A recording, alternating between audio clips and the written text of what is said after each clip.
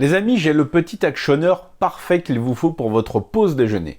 Aujourd'hui, on parle de Ace Bodyguard.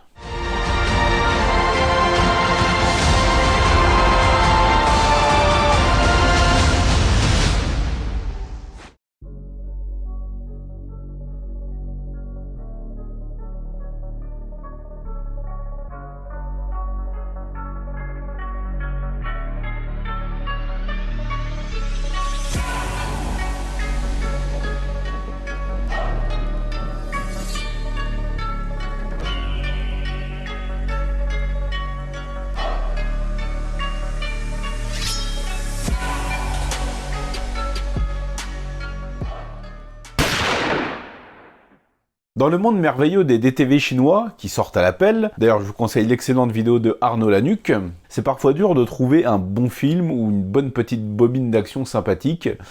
On a eu la très bonne surprise One More Shot avec Fan Sumong, dont je ne cesse de vanter les louanges. Et aujourd'hui on va parler de Ace Bodyguard, un film avec un scénario somme toute fort original, puisqu'on va suivre un garde du corps, d'où le titre, incroyable, qui va se lancer à la poursuite des kidnappeurs de sa femme. Voilà, un scénario riche en surprises, on l'imagine bien. Le film va repomper des idées un peu à droite à gauche, on va retrouver des clins d'œil à 24 heures chrono, puisqu'on va avoir un décompte avec l'écran qui se fragmente en plusieurs scènes, avec même le bruit du chrono qu'ils ont repris à l'identique de la série, ils se sont vraiment pas cassé la tête, ils vont piocher 2-3 idées dans d'autres films d'action.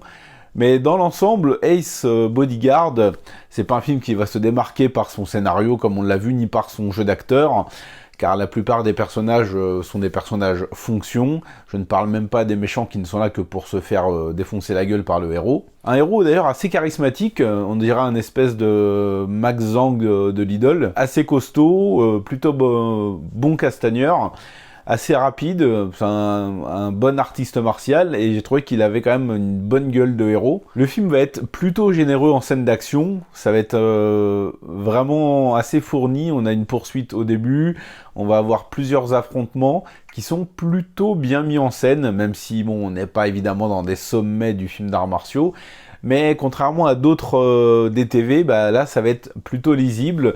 On va avoir des plans qui durent plus de 3 coups échangés. On va retrouver aussi un certain dynamisme dans les combats et dans les chorégraphies, avec des projections, des attaques à la barre de fer, un combat au sabre même, des femmes qui se battent, des poursuites en voiture, quelques gunfights, notamment avec une scène avec des miroirs qui fait un peu écho à Volte-Face, en moins bien, bien évidemment, ou à même Opération Dragon, avec ce jeu avec les miroirs. Bref, le film semble être un espèce de melting pot d'idées, pas toutes bien abouties, mais qui offre un spectacle plutôt généreux et divertissant, puisque de par sa courte durée, le film ne fait qu'1h07.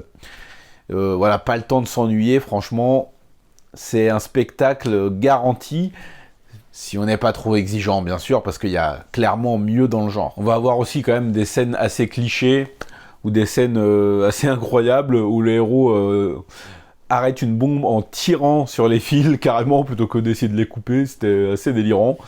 Et on va avoir des grandes scènes émotives, enfin, d'après elle, hein, avec une petite musique au piano et une chanson américaine.